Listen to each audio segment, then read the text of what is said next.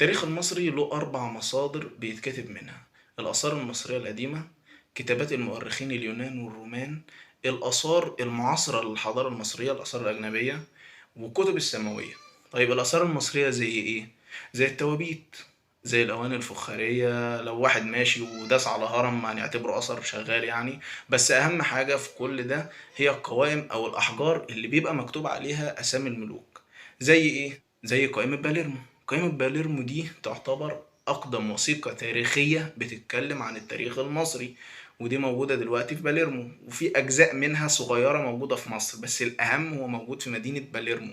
وعندنا قائمة الكرنك. قائمة الكرنك اللي كتبها أو اللي عملها كان تحتمس الثالث، وما أدراك ما تحتمس الثالث. كتب فيها 61 ملك من الملوك اللي قبل منه، بداية من الأسرة الرابعة. قائمة أبيدوس، وقائمة أبيدوس دي موجود فيها 76 ملك من الملوك اللي حكموا مصر. اتكتبت في عهد الملك سيتي الأول. سيتي الأول من ملوك الأسرة 19.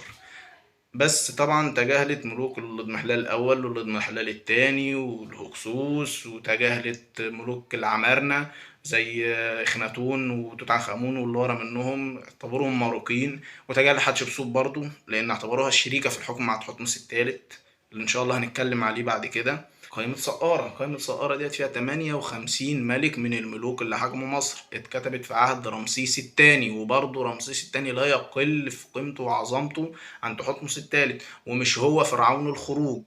وعندنا بعد كل ده بردية تورين اللي تعتبر أهم وثيقة أرخت لملوك مصر، لأن كان موجود فيها 300 ملك مصري. وعندنا تاريخ مانيتون. تاريخ مانيتون ده يعتبر أول شخص قسم التاريخ المصري ل30 أسرة، فهو كان عنده كل المصادر اللي موجودة واللي مش موجودة عندنا. بس للأسف كتاباته الحمد لله يعني اتحرقت في حريق الإسكندرية سنة 48 قبل الميلاد، وما وصلناش منها حاجات غير الحاجات اللي كتبها يوسف اليهودي أو أفريكانوس. بس ده يعتبر كان كاتب كل حاجة يعني حسب الكلمات القليلة اللي قالها عنه اللي نقلوا عنه. وتاني حاجة مؤرخين اليونان والرومان اللي جوهم مصر، هيكاتا الأبادري وهيرودوت وهيكاتا الميليتي، وكلهم اتكلموا عن مصر. وطبعا أهم اللي اتكلم عن مصر كان هيرودوت يعني. بس برضو لما حد بيجي يتعامل مع كتاباتهم أو يقرأ لازم يراعي حاجات، يعني منها إن دول مش مصريين، وإنهم جوهم مصر في عصور الضعف أساسا.